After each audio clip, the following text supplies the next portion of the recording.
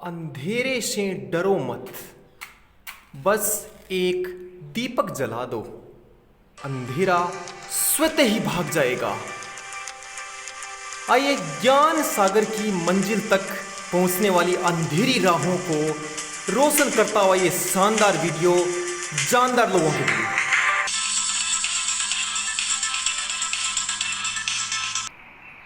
Good morning friends, मैं आपके लिए लाया हूं एक बहुत ही शानदार और रणनीतिक वीडियो, जैसे आपने पिछले वीडियो की तरह देखते आए हो।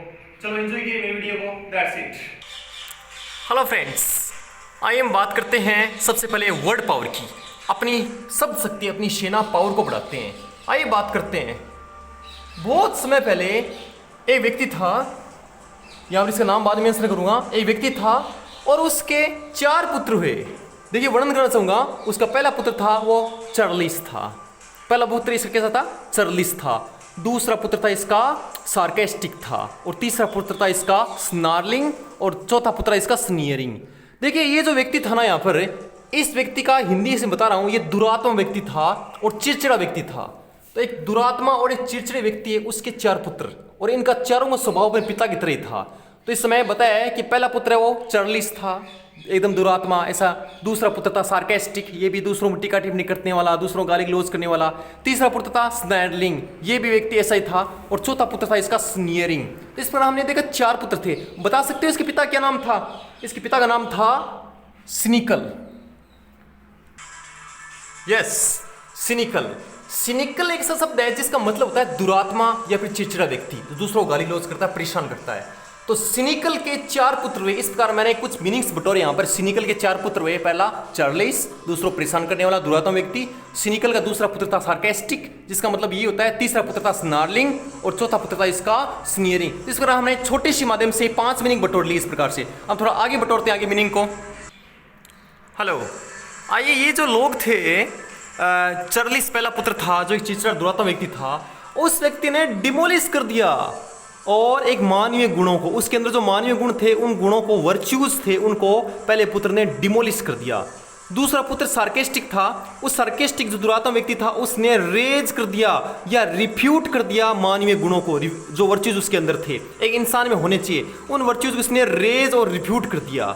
और तीसरा पुत्र था स्नार्लिंग। उस स्नार्लिंग ने नलीफाई कर दिया एक मानवीय गुणों को, वर्च्यूज थे, एक इंसानियत होते थे, उनको नलीफाई कर दिया। और चौथा पुत्र था स्नीयरिंग।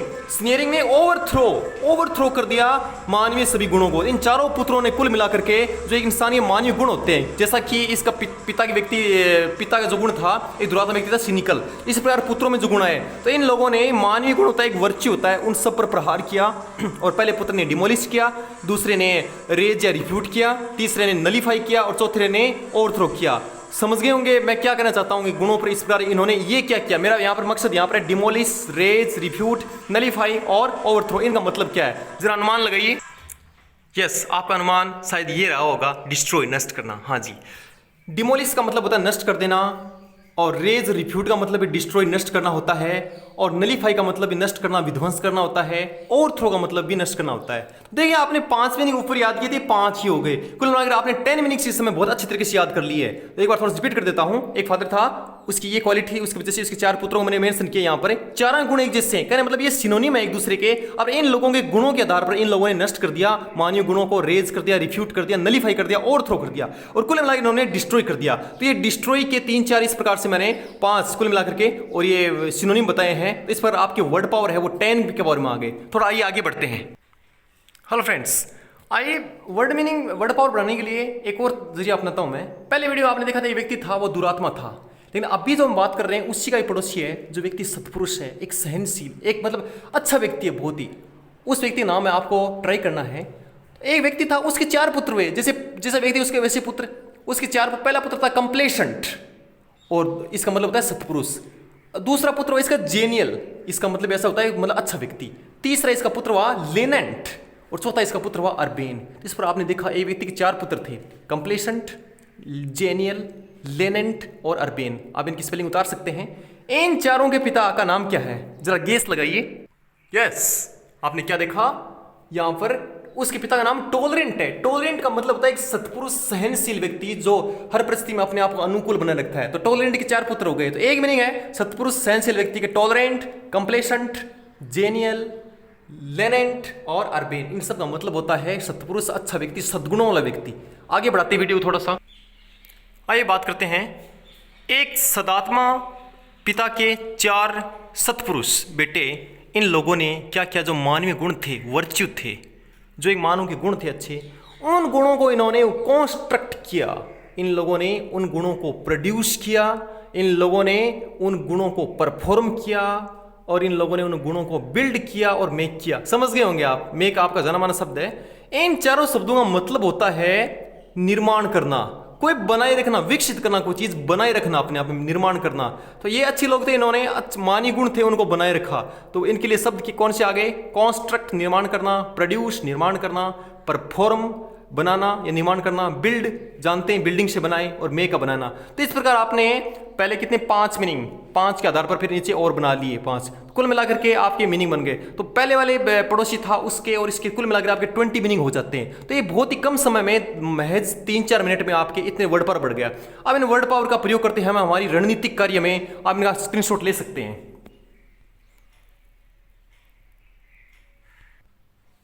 हेलो फ्रेंड्स, वर्ड पावर अपनी वर्ड सेना बढ़ाने के बाद अब मैं उनको रणनीतिक कार्य में लेता हूं। आइए मैं आपको लेता हूं अपनी सेंटेंस पैटर्न में। आइए प्रयोग करते हैं। आपकी सेंटेंस पैटर्न है से आपको मजबूरी हो, आप कुछ दिखाना चाहते हो, मुझे कार्य करना पड़ता है, कोई मजबूरी है। जैसे कोई व्यक्ति, एक आलस व्यक्ति कह सकता है मुझे सुबह जल्दी उठना पड़ता है, तो कोई व्यक्ति ना लेजी लड़का बोल सकता है मुझे पढ़ना पड़ता है, ये करना पड़ता है। ऐसी मजबूरी शो करते हैं, उसमें एक पैटर्न लगता है। आइए कैसे पैटर्न समझाते हैं। यदि आपको कोई मजबूरी दिखानी है, कोई कार्य आपको करना पड़ता है, देखिए सेंटेंस टेंस से बाहर है पूरा, उसमें पढ़ता पढ़ते कहीं आता ही नहीं, तायती वगैरह होता है। तो कार्य करना पड़ता है, यदि इस अनुभूति को आपको दिखाना है, एक मजबूरी शो करनी है, तो आपकी पैटर्न होगी subject plus has to oblique have to. कहीं पर आपको हैज टू का प्रयोग करना है, कहीं पर हैव टू का प्रयोग करना है, प्लस प्लस फॉर्म लगा देनी है। क्या समझे मेरी पैटर्न? हैज टू और have to plus plus form लगा देनी है। तो इसका प्रयोग करने से आपकी मजबूरी शो होती है। हैज टू और have to plus first form. Has to सभी थर्ड पर्सन सिंगुलर के लिए, जो किसी व्यक्ति का नाम है, किसी वजह से रिया, ही, सी, इट, ये सिंगुलर पर्सन है लेकिन थर्ड पर्सन हो, उनके लिए हैज का प्रयोग, और हैव का प्रयोग आई, यू, दे और प्लूरल सभी के लिए। आइए प्रयोग करके दिखाता हूं। जैसे मुझे रोज बाजार जाना पड़ता है, देखिए मजबूरी शो हो रही है, मुझे रोज बाजार जाना पड़ता है। तो मुझे का इसमें हो गया आई के साथ हम प्रयोग करेंगे हैव का, I have to यूज कर दिया, that's it। Subject have to plus first form जाना, I have to go to market, I have to go to market daily। Yes, एक सेंटेंस आपका कंप्लीट है। मुझे रोज बाजार जाना पड़ता है, I have to go to market daily। इसमें एक मजबूरी हो रही है। बोलिए कैसे, तरीका कैसे होगा? जैसे आप हिंदी बोलते हो मुझे रोज बाजार जाना पड़ता है, अंग्रेजी कैसे बोलिए? I have to go to market daily। I have to go to market daily, expression भी आना चाहिए। सेकंड सेंटेंस यूज करते हैं, उससे कपड़े धोने पड़ते हैं। ही या सी में से एक ले लो, ही ले सकते हो इसमें, ही सिंगुलर है, हैज का प्रयोग कर दो। ही हैज टू वॉश, उससे धोने पड़ते हैं क्लोथ्स, बन गया। उससे कपड़े धोने पड़ते हैं, he has to wash clothes, ये बन गया आपका। तो कैसे बोले, एक्सप्रेशन क्या होगा? जैसे उसे कपड़े धोने पड़ते हैं, मजबूरी उसके कैसे बना? he has to clothes, he has to wash clothes, उसे कपड़े धोने पड़ते हैं, तो एक मजबूरी हो गई। एक और देखते हैं, राम को खाना पकाना पड़ता है, मजबूरी। क्या लिखेंगे? मेरे साथ साथ आप ट्राई करेंगे। राम थर्ड पर्सन सिंगुलर है, क्या यूज करेंगे? Has to. Ram has to लगा दिया, वर्ब देखो इसमें पकाना, राम हैज टू कुक, इसका मतलब हो गया राम को पकाना पड़ता है क्या? Food. Ram has to cook food, sentence बन गया, दैट्स इट। तो आपने देखिए 3 सेंटेंसेस है, इस पर देखिए। अब मैं इन सेंटेंसेस को थोड़ा आगे बढ़ा करके दिखाता हूं। आइए, 2 सेंटेंस मैंने आपके लिए दिए हैं, मेरे साथ आप प्रयास करेंगे, अभी प्रयास करते हैं आज भी। देखिए, लड़कों को पैदल चलना पड़ता है, एक मजबूरी शो हो रही है। आइए प्रयोग करते हैं, आप मेरे साथ बनाइए इसी समय। लड़कों को पैदल चलना पड़ता है, बनाइए। बॉयज प्लूरल है, क्या लगाएंगे? हैव टू, हो गया। बॉयज हैव टू चलना, बॉयज हैव टू वॉक, लड़कों को चलना पड़ता है ऑन फुट, पैदल, हो गया। दैट्स इट, सेंटेंस कंप्लीट है। लड़कों को पैदल चलना पड़ता है, boys have to walk on foot, इसका मतलब है पैदल चलना पड़ता है। एक और सेंटेंस बनाते हैं, हमें लॉकडाउन में घर पर रहना पड़ता है, मजबूरी। हमें हो गया वी के साथ प्रयोग करें, आप ट्राई करें। Has to third person singular के लिए यूज होता है, किसी व्यक्ति का नाम ही सीट, लेकिन हम यहां पर हैव टू का प्रयोग करेंगे। वी हैव टू घर पर रहना, we have to stay at home, we have to stay at home in lockdown, in lockdown, yes. तो आपने क्या देखा, पहले स्ट्रक्चर मैंने बताई है, सेंटेंस पैटर्न रणनीति के तहत है, जिसमें कोई मजबूरी शो कर रहे हो आप ये बताना चाहते हो कि हमें ऐसा करना पड़ता है कोई कार्य, उसके लिए हैज टू या हैव टू में से एक चुनो, उसके बाद फर्स्ट फॉर्म लगाओ, इससे आपको मजबूरी बन जाती है इस प्रकार से। तो आप देखते हैं अगली पैटर्न पढ़ते हैं। हेलो फ्रेंड्स, आइए मैं सेकंड पैटर्न लेके आ रहा हूं। पहली रणनीति में आपने अच्छे से प्रयोग किया होगा मेरे साथ, आप सेकंड पैटर्न लेके आता हूं। देखिए पास्ट हैबिट, भूतकालीन में कोई मजबूरी को शो करते हैं हमें, तो क्या करते हैं इसके लिए भूतकालीन में, जैसे आपको काम करते हैं मुझे ऐसा करना पड़ता था, या फिर जैसे प्राचीनकालीन भारत में अंग्रेजों टाइम में लोगों को ना डर के रहना पड़ता था, या कोई बता सकते हैं भूतकालीन सी भूतकालीन व्यक्ति को मजबूरी दिखाना चाहते हैं, तो आपकी सेंटेंस पैटर्न ये होगी। आइए प्रयोग करते हैं। अंत में जाएगा पड़ता था, मुझे ऐसा कार्य करना पड़ता था, भूतकालीन मजबूरी शो करते हैं, तो हमारी पैटर्न ये होती है। फिर सब्जेक्ट लगाओ, हैड टू लगाओ, सिर्फ हैड टू एक लगाना है, subject had to plus first form लगा दो, और इस प्रकार आपकी भूतकालीन मजबूरी शो हो जाती है। आइए मैं तीन प्रयोग करके दिखाता हूं अभी। देखिए जैसे उससे रोज दौड़ना पड़ता था, उससे रोज दौड़ना पड़ता था, देखिए उससे का सी में से एक ले लो, ही हैड टू लगा दिया आपने, he had to first form लगाओ, वर्ब है इसमें run, he had to run daily, हो गया। फिर पॉइंट लगा दो, he had to run daily, थोड़ा माइंड में इसको फ्रेश करें, he had to run daily, उसे रोज दौड़ना पड़ता था, इस पर आपका क्या बन गया, फर्स्ट सेंटेंस बन गया।